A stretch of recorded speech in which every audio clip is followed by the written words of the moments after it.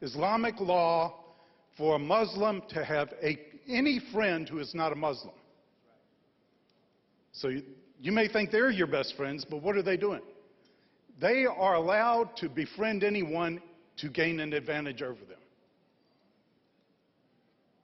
Why is it? If it's a virtue to deceive, you cannot have a Muslim friend. It is also against Muslim law to make agreements with a non-Muslim. Why do they go and have all these treaties? Now, they can freely do that in order to deceive, but why do they break them the next day as if it didn't mean a thing? They're actually obeying their law by doing this, if it's an agreement made with non-Muslims. And then it is also a mandate to build mosques to demonstrate victory over conquered foes. And this is what is raising so much of a stink at Ground Zero.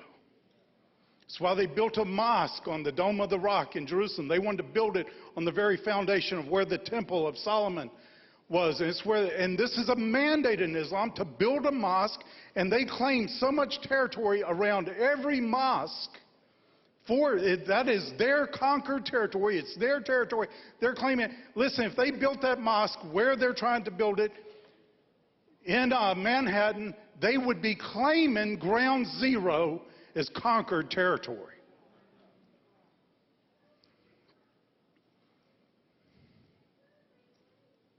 Now, I was watching CNN yesterday, and they said Islamaphobia is a word you're going to be hearing a whole lot of in the days to come. They showed the coming, I guess, front page article, front page on Time magazine about Islamophobia. Guess what? Something is not a phobia when it's a real danger. I've got a phobia against rattlesnakes getting too close. I mean, you can call it a phobia. I think it's wisdom. When something is a real threat, listen, we have taken real serious damage. They named Christians and veterans as the biggest threat, terrorist threat to America. When was the last time a Christian flew planes into one of our buildings? When was the last time there was a Christian suicide bomber? When was the last time there's ever been a Christian terrorist attack like that? I mean, back in the Middle Ages, Christians did some really appalling things. But in modern times, it's not the Christians. Where are all these attacks coming from? One source. And to say it's a phobia, to defend yourself against that source, listen, they took an oath of office to defend us from these enemies. This is a basic, profound enemy of everything we are as both Americans and Christians. It is a threat. That's not a phobia. I'll tell you a word we need to be hearing a whole lot more of. It's called media cowardice. Why is our media so intent on suppressing debate? Why? Look up, buy a little stock in their company and find out who the other stockholders are. We've got a Saudi prince who is boasting about controlling our media. He's also been boasting recently about gaining so much stock in Fox News that he's going to control the debate there. Look these things up. This is general knowledge of what I'm telling you now. We should all know it. But I tell you, we've been so conditioned by political correctness that after the Fort Hood massacre, I was listening to radio when that unfolded, when MorningStar watched on TV. They did not know who had been shot, how many people had been shot, who had done the shooting. They didn't know anything when they made the statement on the news, this is not a terrorist attack. They don't know anything that's happened. How did they know that? I think it turned out to be a terrorist attack. Muslim Brotherhood. You will also find that the man who drove the car into the pit at UNC Chapel Hill, Muslim Brotherhood. The snipers, the D.C. area snipers, Muslim Brotherhood. Why is anybody telling this? Why are these? I tell you, these are attacks that are just They're trying to find out our actions and reactions to certain behavior. You better believe a lot of these are going to be released en masse, and we are almost completely defenseless against some of these things. This is what blew my mind. Here's an officer, a U.S. Army officer, makes it clear, starts defending Muslims who are killing Americans, using suicide bombs and all in Iraq. This is bold. He does presentations on this to his fellow officers.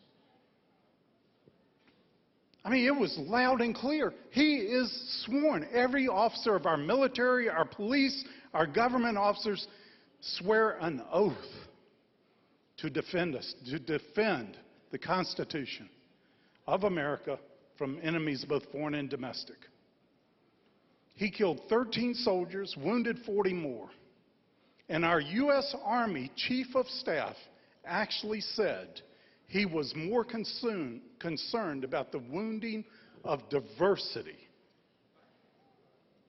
His own soldiers were dead. His own soldiers were shot up, and he's concerned about diversity.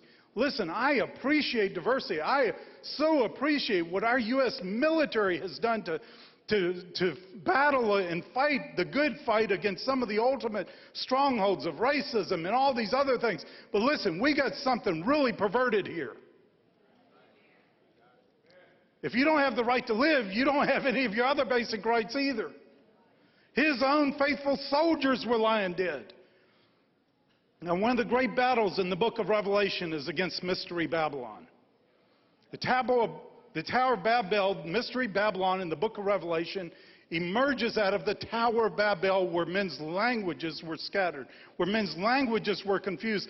Babel means confusion. Now, I believe that one of the greatest evidence that one has indeed come out of her, as we're commanded to do, is clear speech. Bob had a word, shared it again this week, Bob Jones, about God raising up Nathan prophets. We're in desperate need of Nathan prophets. We're in desperate need of the church becoming the Nathan prophet she's called to be. Nathan stood up. He was the friend of his king. He loved his king, but he was not afraid to get in the face of his king when he had fallen. We need challenges to what is going on. We need clear, bold challenges to the madness that is going on around us right now. Now, we're going to be talking about some of these things in much more detail in the days to come. You know what I think the ultimate end of the matter is going to be? We're going to see one thing, this thing being illuminated. It's not just me. Many are speaking out now from positions where they're being heard by multitudes. It's going to become very obvious what's going on, and I don't think we're going to be subdued by this terrible threat that really is a threat. And I think much of the world is going to throw off the yoke. I also think many Muslims are going to come to the truth, come to the light. You know, you see in Isaiah 60, we've talked about it often. When darkness covering the earth and deep darkness the people, the Lord's glory is rising upon his people. His glory is appearing upon them. And what is the next verse? And the nations will come to the brightness of your rising.